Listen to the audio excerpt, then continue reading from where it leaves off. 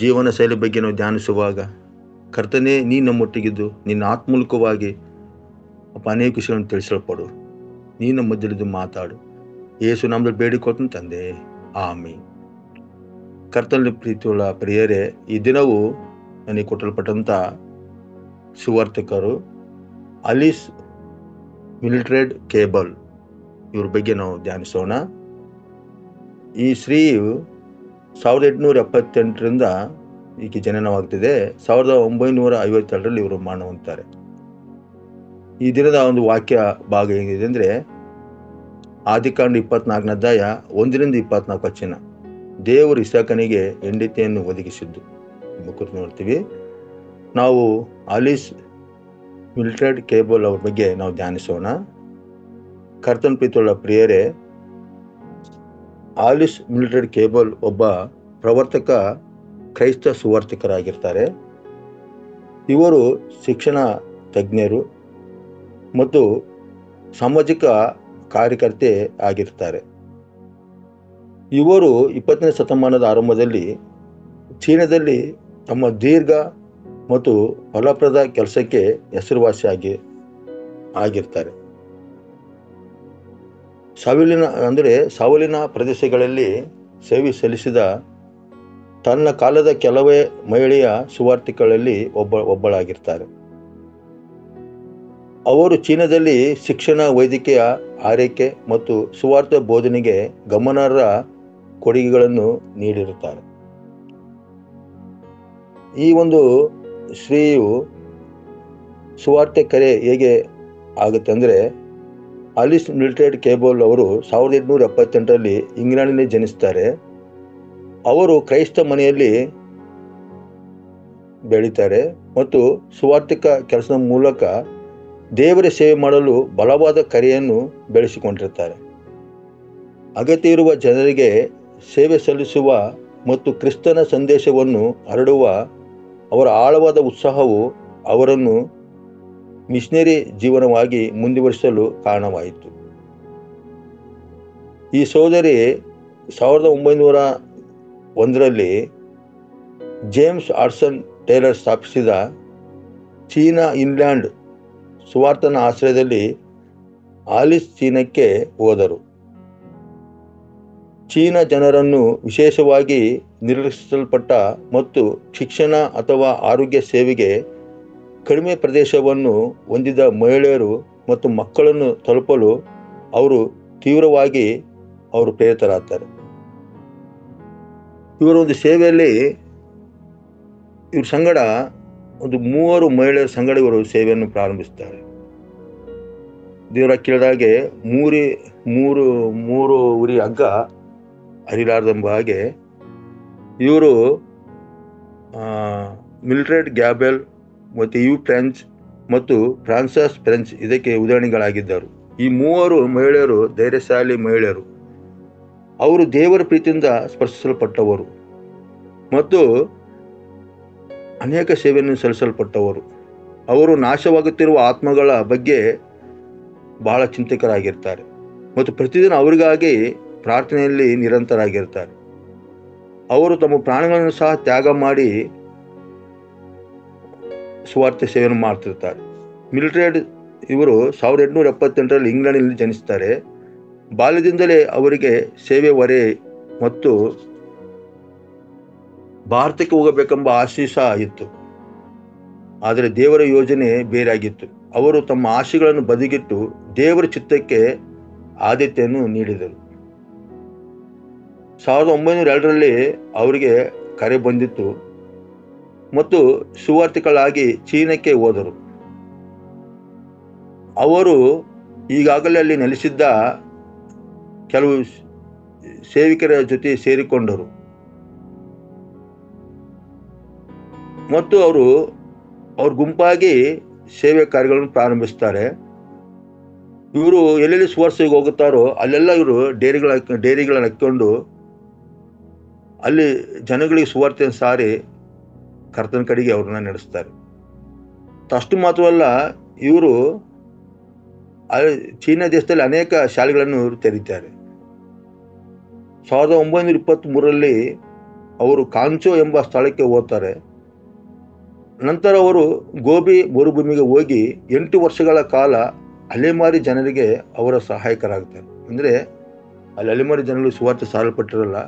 ಇವರು 1923 ಹೋಗಿ ಆ ಜನಗಳಿಗೆ, ಅದು ಮರುಭೂಮಿ ಇರುತ್ತೆ, ಅಲ್ಲಿ ಹೋಗಿ 8 ವರ್ಷಗಳ ಸುವಾರ್ತೆಯನ್ನು ಸಾರ್ತಾರೆ. ಅದಾದ ನಂತರ 36 ವರ್ಷಗಳ ನಂತರ ಅವರು ಇಂಗ್ಲೆಂಡ್ಗೆ ಹಿಂದಿರುಗಿದಾಗ ಅವರು ಇಂಗ್ಲೆಂಡ್ನಲ್ಲಿ ನಡೆದ ಮಹಾನ್ ಪುನರುಜ್ಜೀವನಕ್ಕೆ ಕಾರಣರಾಗ್ತಾರೆ. ಇವರ ಒಂದು ಉದ್ದೇಶ ಏನೆಂದರೆ, ಒಬ್ಬಂಟಿಗಾಗಿ ನಾವು ಸುವಾರ್ತೆ ಸಾರಕ್ಕೆ ನಮ್ಮಿಂದ ಆಗಲಿದ್ರು ಸಹ ನಾವು ಗುಂಪಿನಲ್ಲಿ ಸುವಾರ್ತೆ ಸಾರಬೇಕು, ಅಂದರೆ ಇನ್ನೊಬ್ಬರ ಸಂಗಡ ಸೇರಿಕೊಂಡು ನಾವು ಸುವಾರ್ತೆಯನ್ನು ಸಾರಬೇಕು ಎಂಬ ಒಂದು ಆಲೋಚನೆ ಉಳ್ಳವರಾಗಿರ್ತಾರೆ. ಇವರು ಚೀನಾದಲ್ಲಿ ಸುವಾರ್ತೆಯ ಕೆಲಸವನ್ನು ಪ್ರಾರಂಭಿಸಿದ ಒಂದು ಜೀವನ ನೋಡೋದಾದರೆ, ಒಂದನೇದಾಗಿ ಇವರು ಮಹಿಳೆಯರು ಮತ್ತು ಮಕ್ಕಳೊಂದಿಗೆ ಕೆಲಸ ಮಾಡ್ತಾರೆ. ಚೀನಾದಲ್ಲಿದ್ದಾಗ ಅಲಿಸ್ ಕೇಬಲ್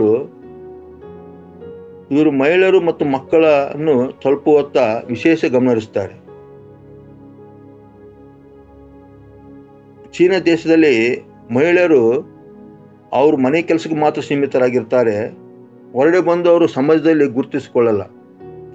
ಇವ್ರು ಹೋಗಿ ಅಲ್ಲಿ ಸ್ತ್ರೀಯರಿಗೆ ಮತ್ತು ಮಕ್ಕಳಿಗೆ ಶಿಕ್ಷಣವನ್ನು ಕಲಿಸ್ತಾರೆ. ಅವರು ಶಿಕ್ಷಣ ಅರಿವನ್ನು ಹುಟ್ಟಿಸಿ ಅವ್ರನ್ನ ಸಮಾಜದಲ್ಲಿ ಒಂದು ಮುಖಿಯರಾಗಿ ಅವ್ರು ನಿರ್ಮಿಸ್ತಾರೆ. ಮತ್ತು ಮಕ್ಕಳನ್ನು ಸಹ ಆಧ್ಯಾತ್ಮಿಕ ಒಂದು ಬೆಳವಣಿಗೆಯಲ್ಲಿ ಇವರು ಪ್ರೋತ್ಸಾಹ ಕೊಟ್ಟು ಬೆಳೆಸ್ತಾರೆ. ಅಂದರೆ ಚೀನಾ ದೇಶದಲ್ಲಿ ಸ್ತ್ರೀಯರು ಮನೆ ಕೆಲಸಕ್ಕೆ ಮಾತ್ರ ಸೀಮಿತರಾಗಿರ್ತಾರೆ. ಇವರು ಹೋಗಿ ಅವ್ರಿಗೆ ಶಿಕ್ಷಣ ಕೊಟ್ಟು, ಅವ್ರ ಮಕ್ಕಳಿಗೆ ಶಿಕ್ಷಣ ಕೊಟ್ಟು, ಸ್ತ್ರೀಯರು ಸಹ ಒಂದು ಸಮಾಜದಲ್ಲಿ ಅವರು ಸಹ ಗುರುತಿಸ್ಕೊಳ್ಬೇಕಂತೇಳಿ ಅವ್ರನ್ನ ಒಂದು ಸಮಾಜಮುಖಿಯರಾಗಿ ಮಾರ್ಪಡಿಸ್ತಾರೆ. ಮತ್ತು ಅಲ್ಲಿ ಮಕ್ಕಳಿಗೆ ಸಹ ಒಂದು ಶಿಕ್ಷಣವನ್ನು, ತರಬೇತಿಯನ್ನು ಕೊಡ್ತಾರೆ.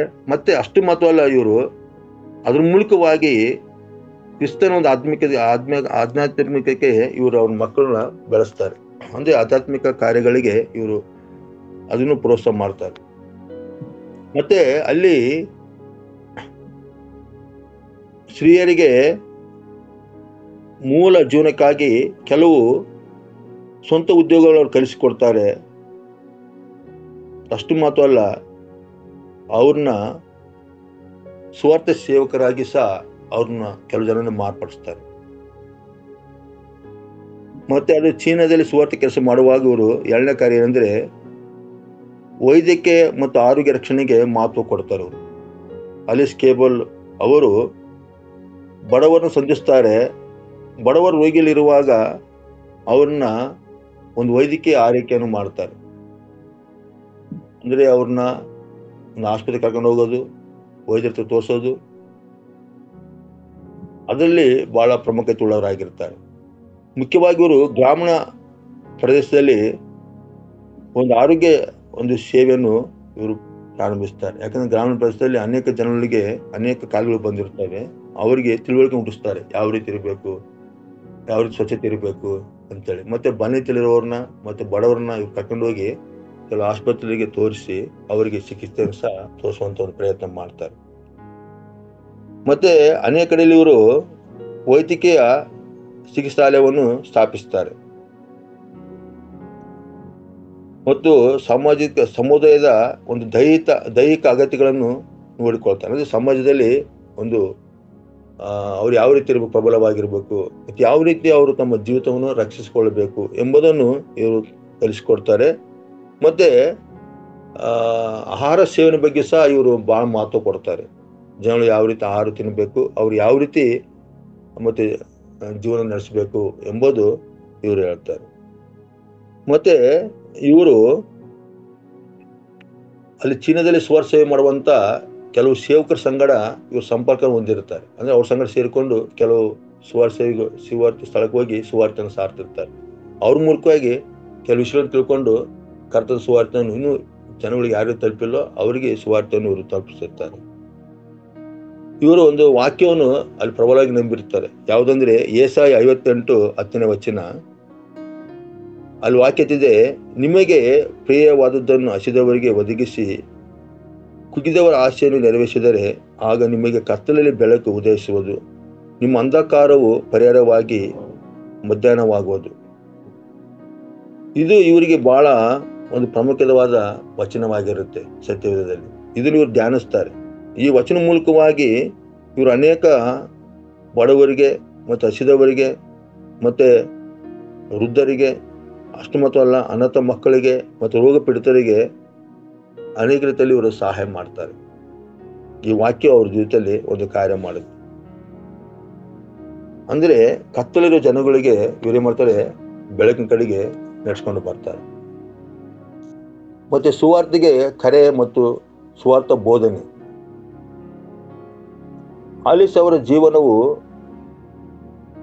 ನಮ್ಮ ಸ್ವಂತ ಸಮುದಾಯಗಳಲ್ಲಿ ಮತ್ತು ವಿದೇಶಗಳಲ್ಲಿ ಸುವಾರ್ತಿಗಳಾಗಿರಬೇಕೆಂಬ ಕರೆಯನ್ನು ಉದಾಹರಣೆಯಾಗಿ ತೋರಿಸುತ್ತದೆ. ಇವರಿಂದ ನಾವು ತಿಳಿಯುವ ವಿಷಯ ಎಂದರೆ, ಯಾವ ಸ್ಥಳಕ್ಕಾದ್ರೂ ಹೋಗಿ ನಾವು ಸುವಾರ್ತೆಯನ್ನು ಸಾರಬೇಕು ಎಂಬುದು ಇವ್ರ ಮೂಲಕ ತಿಳ್ಕೊಳ್ಳೋಕ್ಕೆ ಸಾಧ್ಯವಾಗುತ್ತೆ. ಸುವಾರ್ತೆ ತಲುಪಲ ಜನಗಳಿಗೆ ಸುವಾರ್ತೆ ತಲುಪಿಸೋದು ಅಷ್ಟು ಮಾತ್ರ ಅಲ್ಲ, ಮತ್ತೆ ಬೇರೆಯವ್ರ ಮೂಲಕವಾಗಿ ನಾವು ಸುವಾರ್ತೆಯನ್ನು ಸಾರುವುದು. ಮತ್ತೆ ಸುವಾರ್ತೆ ಸೇವೆಯಲ್ಲಿ ಕೆಲವು ಮೂಲ ಸೌಕರ್ಯಗಳಿಗೆ ನಾವು ಒದಗಿಸುವುದು, ಮತ್ತೆ ಅನೇಕ ಸುವಾರ್ಥ ಸೇವಕರ ಸಂಘ ಸೇರಿಕೊಂಡು ಸುವಾರ್ಥ ಸೇವೆಯಲ್ಲಿ ನಾವು ಭಾಗವಹಿಸೋದು, ಇವೆಲ್ಲವ ಇವ್ರ ಮೂಲಕ ನಾವು ತಿಳ್ಕೊಳ್ತೀವಿ. ಇವತ್ತು ಕರ್ತನ ಬಿತ್ತಲು ದೇವರ ಮಕ್ಕಳೇ, ನಮ್ಮ ಕಲವಶ ಸಹ ಇಂಥ ಅನೇಕ ಸೇವೆ ಕಾರ್ಯಗಳನ್ನು ಮಾಡ್ತಿದೆ ದೇಶದಲ್ಲಿ. ಇದು ನಿಜವಾಗಲೂ ದೇವರಿಗೆ ಬಹಳ ಇಷ್ಟವುಳ್ಳ ಕಾರ್ಯವಾಗಿರುತ್ತೆ. ಇವತ್ತು ನಮ್ಮ ಹಾಸ್ಟೆಲ್ ನೋಡಬೇಕಾದ್ರೆ ಎಷ್ಟೋ ಬಡ ಮಕ್ಕಳು ಮತ್ತೆ ಅನೇಕ ಕಾಲಿರುವಂಥ ಮಕ್ಕಳು ಮತ್ತು ಇನ್ನೂ ಬೇರೆ ಬೇರೆ ಸಮಸ್ಯೆ ಇರುವಂಥ ಮಕ್ಕಳು ನಮ್ಮ ಹಾಸ್ಟೆಲ್ ಇರ್ತಾರೆ. ಅವ್ರನ್ನ ನಮ್ಮ ಕಲಚಪ ಸಂಸ್ಥೆಯು ಪೋಷಿಸಿ ಅವ್ರ ವಿದ್ಯಾಭ್ಯಾಸ ಕೊಟ್ಟು ಮತ್ತು ಅವ್ರನ್ನ ಕೆಲವು ಸಮಯದಲ್ಲಿ ಅವ್ರನ್ನ ಒಳ್ಳೆಯ ಒಂದು ಕೆಲಸದಲ್ಲಿ ಸೇರಿಸಲ್ಪಡ್ತಿದೆ. ನೋಡ್ತೀವಿ ನಾವೆಲ್ಲ. ಅಂದ್ರೆ ಇದು ಸೇವೆ ಕಾರ್ಯಗಳಲ್ಲಿ ಅದು ಬಹಳ ಪ್ರಾಮುಖ್ಯತೆ ಉಳ್ಳದಾಗಿದೆ. ಇಲ್ಲಿ ನಾವು ನೋಡಿದ ಹಾಗೆ ಆಲಿಸ್ ಮಿಲ್ಟ್ರೆಡ್ ಕೇಬಲ್ ಅವರು ಮಾಡಿದ ಸೇವೆ ಸಹ ಇದು ನಾವು ನೆನಪು ಮಾಡಿಕೊಳ್ಳಲಾಗುತ್ತೆ. ಇಂಥ ಸೇವೆಗಳು ನಿಜವಾಗಲೂ ದೇವರಿಗೆ ಮೆಚ್ಚುಗೆಯನ್ನು ತರುವಂಥದ್ದಾಗಿರುತ್ತೆ. ಈ ದಿನಮಾನದಲ್ಲಿ ಕರ್ತನ ಬಿತ್ತುವರೆ ನಾವು ಇಷ್ಟುವರೆಗೂ ಅನೇಕ ಸುವಾರ್ಥ ಸೇವಕರು ನೋಡ್ತಿದ್ದೇವೆ. ಅನೇಕ ಸೇವೆಗಳನ್ನು ಮಾಡಿದ್ದಾರೆ ಭಾರತದಿಂದ ಅವರು. ಅದ್ರ ಈ ಶ್ರೀ ಬಗ್ಗೆ ನಾವು ಮುಖ್ಯವಾಗಿ ತಿಳ್ಕೊಳ್ಳೋದು, ಸೇವೆಯಲ್ಲಿ ನಾವು ಯಾವ ರೀತಿ ಸೇವೆ ಮಾಡ್ಬೇಕೆಂಬುದು ಪ್ರಮುಖವಾಗಿ ತಿಳ್ಕೊಳ್ತೀವಿ. ಅಂದ್ರೆ ಸೇವೆಯಲ್ಲಿ ನಾವು ಯಾವಾಗಲೂ ಹಿಂಜರಿದು ಹೋಗದೆ ನಾವು ದೇವ್ರ ಮೇಲೆ ಹತ್ಕೊಂಡು ನಾವು ನಂಬಿಕೆಯಿಂದ ದೇವರ ಕಾರ್ಯಗಳು ಮಾಡ್ತಿದ್ರೆ ದೇವ್ರು ಖಂಡಿತವಾಗ್ಲೂ ನಮ್ಮೆಲ್ಲರನ್ನು ಬಲಪಡಿಸಕ್ತನಾಗಿರ್ತಾನೆ. ಇಲ್ಲಿ ನೋಡ್ತೀವಿ ನಾವು ದೇವರ ವಾಕ್ಯದಲ್ಲಿ ಅಬ್ರಾಮನ ಮಗನಿಗೆ ಹೆಣ್ಣು ಬೇಕಾಗಿರುತ್ತೆ. ಆಗ ಅಬ್ರಾಮನು ಸೇವಕನ ಕರೆದು, ನನ್ನ ಒಂದು ಬಂಧು ಬಾಂಧವರ ಹತ್ರ ಹೋಗಿ ನನ್ನ ಮಗನ ಹೆಣ್ಣನ್ನು ತೆಗೆದುಕೊಂಡು ಬಾ ಅಂತ ಹೇಳ್ತಾನೆ. ಆ ಸೇವಕನು ಅಬ್ರಾಮನ ಮಾತು ಕೇಳಿ ಹೊರಟು ಹೋಗುತ್ತಾನೆ. ಹೋಗಿ ಅವನು ಒಂದು ಪ್ರಾಂತ್ಯಕ್ಕೆ ಬರ್ತಾನೆ. ಬಂದಾಗ ಅಲ್ಲಿ ಅವನು ಒಂದು ಪ್ರಾರ್ಥನೆ ಮಾಡ್ತಾನೆ. ಏನ್ ಪ್ರಾರ್ಥನೆ ಮಾಡ್ತಾನೆ ಅಂದ್ರೆ, ಆದಿಕಾಂಡ 24ನೇ ಅಧ್ಯಾಯ 7 ವಚನ ನೋಡಬೇಕಾದ್ರೆ, ನನ್ನ ತಂದೆಯ ಮನೆಯಿಂದಲೂ ನಾನು ಹುಟ್ಟಿದ ದೇಶದಿಂದಲೂ ನನ್ನನ್ನು ಕರೆತಂದು ನಿನ್ನ ಸಂತತಿಗೆ ಈ ದೇಶವನ್ನು ಕೊಡುವೆನೆಂದು ಪ್ರಮಾಣ ಮಾಡಿ ಹೇಳಿದ ಪರಲೋಕ ದೇವರಾದ ಯೆಹೋವನು ನಿನ್ನ ಮುಂದೆ ತನ್ನ ದೂತನನ್ನು ಕಳಿಸಿ ನೀನು ಅಲ್ಲಿಂದ ನನ್ನ ಮಗನಿಗೋಸ್ಕರ ಹೆಣ್ಣನ್ನು ತೆಗೆದುಕೊಳ್ಳುವಂತೆ ಅನುಕೂಲ ಮಾಡುವನು. ಇಲ್ಲಿ ಕರ್ತನ ಬಿತ್ತುವರೆ ಅಬ್ರಾಮನ ಒಂದು ನಂಬಿಕೆ ಯಾವ ರೀತಿ ಅಂದ್ರೆ, ದೇವರು ಜೊತೆಗಿದ್ದು ಸಹಾಯ ಮಾಡ್ತಾನೆ ಎಂಬ ನಂಬಿಕೆಯಲ್ಲಿ ಅಬ್ರಾಮನಿದ್ದನು. ಆ ಸೇವಕನಿಗೆ ಹೇಳಿ ಕಳಿಸ್ತಾನೆ. ಅಂದ್ರೆ ಈ ಆಲಿಸ್ ಮಿಲ್ಟ್ರೆಡ್ ಕೇಬಲ್ ಅವರು ಸಹ ತಮ್ಮ ಸೇವೆಯಲ್ಲಿ ಸಂಪೂರ್ಣವಾಗಿ ದೇವರನ್ನ ಆತ್ಕೊಂಡಿರ್ತಾರೆ. ದೇವ್ರ ಜೊತೆಗಿದ್ದಾನೆ, ದೇವ್ರು ಸಹಾಯ ಮಾಡ್ತಾನೆ, ದೇವ್ರ ಕೈ ಬಿಡಲಾರಂತೆ. ಈ ದಿನಮಾನದಲ್ಲಿ ನಾವು ಸಹ ನಮ್ಮ ಜೀವಿತವನ್ನು ದೇವರು ಒಪ್ಪಿಸಲ್ಪಟ್ಟವರಾಗಿ ಸೇವಕಗಳು ಮಾಡುವಾಗ ದೇವರು ಖಂಡಿತವಾಗ್ಲೂ ನಮ್ಮ ಜೊತೆಗಿದ್ದು ನಮ್ಮನ್ನು ನಡೆಸ್ತಾರೆ. ಈ ಒಂದು ಸೋದರಿ ನೋಡ್ಬೇಕಾದ್ರೆ ಇವರು ಕರ್ತನ ಸೇವೆಗೆ ತಮ್ಮನ್ನು ತಾವು ತ್ಯಾಗ ಮಾಡಿಕೊಳ್ತಾರೆ. ನೋಡಿ, ಇವರು ಇಂಗ್ಲೆಂಡ್ ದೇಶದವರು, ಇವರು ಚೀನಾ ದೇಶಕ್ಕೆ ಹೋಗುತ್ತಾರೆ. ಚೀನಾ ದೇಶದಲ್ಲಿ ಹೋಗಿ ಸುವಾರ್ತೆ ಸಾರಬೇಕಂದ್ರೆ ಅದು ಬಹಳ ಕಷ್ಟಕರವಾದದ್ದು. ಆದರೂ ಅಂತ ಕಷ್ಟಕರವಾದ ಪ್ರದೇಶವನ್ನು ಆಯ್ಕೆ ಮಾಡಿಕೊಂಡು ಹೋಗಿ ಸೇವೆಯನ್ನು ಮಾಡ್ತಾರೆ. ಅಲ್ಲಿ ಅನೇಕ ಸುವಾರ್ಥ ಸಂಘ ಸೇರಿಕೊಂಡು ಇವರು ಸೇವಕರನ್ನು ಪ್ರಾರಂಭಿಸ್ತಾರೆ. ಇದು ನೋಡೋದಾದ್ರೆ ನಿಜವಾಗಲೂ ದೇವರು ನಮ್ಮ ಜೊತೆಗೆ ಇರ್ತಾನೆ, ದೇವರನ್ನು ನಡೆಸಲಿಕ್ಕೆ ಸಕ್ತನಾಗಿರ್ತಾನೆ. ಇಲ್ಲಿ ಅಬ್ರಹಾಮ ಸಹ ತನ್ನ ಮಗನಿಗೆ ಹೆಣ್ಣು ಬೇಕಾಗಿರುತ್ತೆ. ಇಲ್ಲಿ ಅಬ್ರಹಾಮನು ಅದನ್ನ ಹೇಳ್ತಿದ್ದಾನೆ ಮಾತು ಸೇವಕನಿಗೆ, ನೀನು ಹೋಗು, ನಿನ್ನ ಜೊತೆಗೆ ನಮ್ಮ ಪರಲೋಕ ದೇವರು ಇರ್ತಾರೆ, ನಿನ್ನಗೆ ಸಹಾಯ ಮಾಡ್ತಾರೆ. ಅದೇ ರೀತಿಯಾಗಿ ಆ ಸೇವಕನು ಹೋಗುವಾಗ ಆ ಸೇವಕನಿಗೆ ದೇವರು ಸಹಾಯ ಮಾಡ್ತಾನೆ. ಅವ್ರ ಬಂಧುಗಳಲ್ಲಿ ಇಸಾಕನಿಗೆ ಹೆಣ್ಣನ್ನು ದೇವರು ಒದಗಿಸಿಕೊಡ್ತಾನೆ. ಅಂದ್ರೆ ನಾವು ದೇವರ ಸೇವೆಯಲ್ಲಿ ಇರುವಾಗ ಪ್ರತಿದಿನವೂ ದೇವರ ನಂಬಿಕೆಯಲ್ಲಿ ನಾವು ಜೀವಿಸ್ಬೇಕು, ದೇವರ ವಾಕ್ಯ ನಂಬಬೇಕು, ದೇವರ ವಾಕ್ಯ ನಂಬಿ ಅದರಂತೆ ಜೀವಿಸಿ ದೇವರನ್ನು ಮಹಿಮೆಪಡಿಸ್ಬೇಕು. ಇಲ್ಲಿರುವಂತಹ ಅನೇಕ ಮಿಷನರಿ ಜೀವಿತಗಳು ನಮ್ಮ ಸೇವೆಗೆ ಒಂದು ಮಾರ್ಗದರ್ಶಕರಾಗಿರುತ್ತವೆ. ಇವರು ತಮ್ಮನ್ನು ತಾವು ತ್ಯಾಗ ಮಾಡಿಕೊಂಡು ಬೇರೆ ಪ್ರಾಂತ್ಯದಿಂದ ಬೇರೆ ಪ್ರಾಂತ್ಯಕ್ಕೆ ಬಂದು ಕಷ್ಟ ಒಂದು ಜಾಗದಲ್ಲಿ ಹೋಗಿ ಸುವಾರ್ತೆಯನ್ನು ಸಾರಿದ್ದಾರೆ. ಕೆಲವೊಬ್ಬರು ತಮ್ಮ ಪ್ರಾಣವನ್ನು ತ್ಯಾಗ ಮಾಡಿಕೊಂಡಿದ್ದಾರೆ. ಇವೆಲ್ಲ ನಮ್ಮ ಸೇವೆಗೆ ಒಂದು ಪ್ರೋತ್ಸಾಹಕರವಾಗಿರ್ತವೆ. ನಮ್ಮ ಸೇವೆಯಲ್ಲಿ ಸಹ ಅನೇಕ ಕಷ್ಟಗಳು ಬರ್ತವೆ, ಅನೇಕ ಸಮಸ್ಯೆಗಳು ಬರ್ತವೆ, ಅನೇಕ ತೊಂದರೆಗಳು ಬರ್ತವೆ. ಆದರೆ ನಾವು ಸೋತು ಹೋಗದೆ ಇಂಥವರ ಒಂದು ಸುವಾರ್ಥ ಸೇವೆಯ ಜೀವನವನ್ನು ಅಳವಡಿಸಿಕೊಂಡು ನಮ್ಮ ಜೀವಿತದಲ್ಲಿ ದೇವರ ಮೇಲೆ ನಂಬಿಕೆ ಇಟ್ಟು ನಾವು ಮುಂದೆ ಹೋಗ್ಲಿಕ್ಕೆ ನಾವು ಅದನ್ನು ಸಹಕಾರಿಯಾಗಿ ಮಾಡಿಕೊಳ್ಳಬಹುದು. ಯಾಕಂದ್ರೆ ಕಥಂಬತ್ತಿಲ್ಲವರೇ ದೇವರ ವಾಕ್ಯದಲ್ಲಿ ನೋಡುವಾಗ ಅನೇಕ ಸುವಾರ್ಥ ಸೇವಕರು ಅಂದ್ರೆ ಯೇಸು ಶಿಷ್ಯರಾಗಿರ್ಬೋದು, ಮತ್ತೆ ಅನೇಕ ಸುವಾರ್ಥಕರಾಗಿರ್ಬೋದು, ಅವ್ರು ಎಂತೆಂಥ ಸ್ಥಳಕ್ಕೆ ಹೋಗಿ ಸುವಾರ್ಥ ಸೇವೆ ಸಾರಿದ್ದಾರೆ, ಎಂತೆಂಥ ಸ್ಥಳವನ್ನು ಸಂಧಿಸಿದ್ದಾರೆ, ಎಂತೆಂಥ ಜನವನ್ನು ಸಂಧಿಸಿದ್ದಾರೆ ಎಂಬುದನ್ನು ನಾವು ನೋಡ್ತೀವಿ. ಅವ್ರ ಪ್ರಾಣವನ್ನು ತ್ಯಾಗ ಮಾಡಿ ಸುವಾರ್ಥ ಸೇವೆ ಮಾಡಿದ್ರು ನೋಡ್ತೀವಿ. ಅದೇ ರೀತಿಯಾಗಿ ಈ ದಿನಮಾದ ಸುವಾರ್ಥ ಸೇವೆಯಲ್ಲಿ ಅಬ್ರಹಾಮಿಗೆ ಇರುವಂಥ ನಂಬಿಕೆಯು ನಮ್ಮಲ್ಲಿರಲಿ. ಅಷ್ಟು ಮಾತ್ರ ಅಲ್ಲ, ಅಲಿಸ್ ಮಿಲಿಟರಿ ಕೇಬಲ್ ಅವರ ಇರುವಂಥ ನಂಬಿಕೆಯು ನಮ್ಮಲ್ಲಿರಲಿ. ನಮ್ಮ ಸುವಾರ್ಥ ಸೇವೆಯಲ್ಲಿ ನಾವು ದೇವ ಸುವಾರ್ಥ ಸೇವೆ ಮಾಡೋದು ಮಾತ್ರ ಅಲ್ಲ, ಅನೇಕ ರೋಗಿಷ್ಠರು ಸಂಧಿಸಬೇಕು, ಮತ್ತೆ ಬಡವರಿಗೂ ಸಹಾಯ ಮಾಡಬೇಕು. ನಮ್ಮಲ್ಲಿ ಹಣ ಕೊಡೋಕೆ ಇಲ್ಲದ್ರೆ ಪರವಾಗಿಲ್ಲ, ಅವ್ರಿಗೋಸ್ಕರ ನಾವು ಆಸಕ್ತಿಯಿಂದ ಪ್ರಾರ್ಥಿಸಬೇಕು. ಮತ್ತೆ ನಶಿಸುವಾಗ ಆತ್ಮಗಳನ್ನು ಸಂಧಿಸಿ ನಶಿಸುವಾಗ ಜನಗಳಿಗೋಸ್ಕರ ನಾವು ಪ್ರಾರ್ಥಿಸಬೇಕು, ಅವರು ಕರ್ತನ ಬರಬೇಕಂತೇಳಿ. ಪೌಲ್ ಹೇಳಿದ ಹಾಗೆ ಅದು ದೇವಚಿತ್ತವಾಗಿದೆ ಅಂತ ಹೇಳ್ತಾರೆ.